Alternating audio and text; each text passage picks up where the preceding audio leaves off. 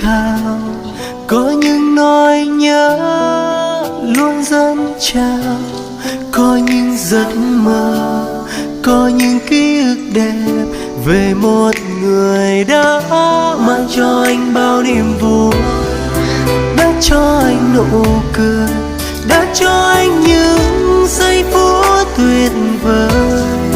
Đến bây giờ chẳng còn, đến bây giờ hiu quạnh, tất cả chỉ là phù du vậy sao?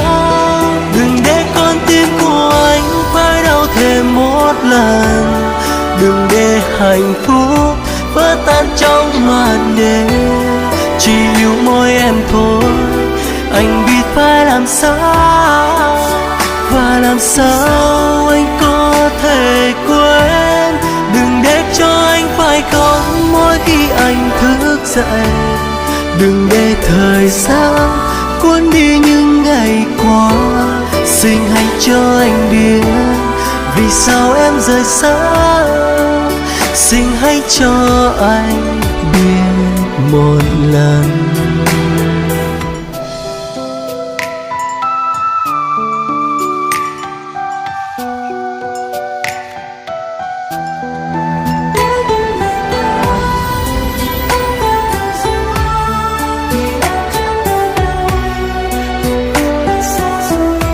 Mang cho anh bao niềm vui, đã cho anh nụ cười, đã cho anh những giây phút tuyệt vời. Đến bây giờ chẳng còn, đến bây giờ hiu quạnh, tất cả chỉ là phù du vậy sao? Đừng để con tim của anh phải đau thêm một lần, đừng để hạnh phúc vỡ tan trong màn đêm. Chỉ yêu mỗi em thôi, anh biết phải làm sao, và làm sao anh có thể quên. Đừng để cho anh phải khóc mỗi khi anh thức dậy, đừng để thời gian cuốn đi những ngày qua. Xin hãy cho anh biết vì sao em rời xa, xin hãy cho anh biết một lần.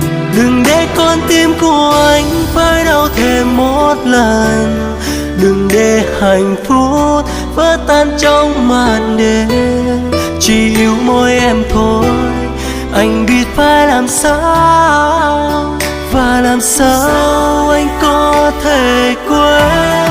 Đừng để cho anh phải khóc mỗi khi anh thức dậy, đừng để thời gian cuốn đi những ngày qua.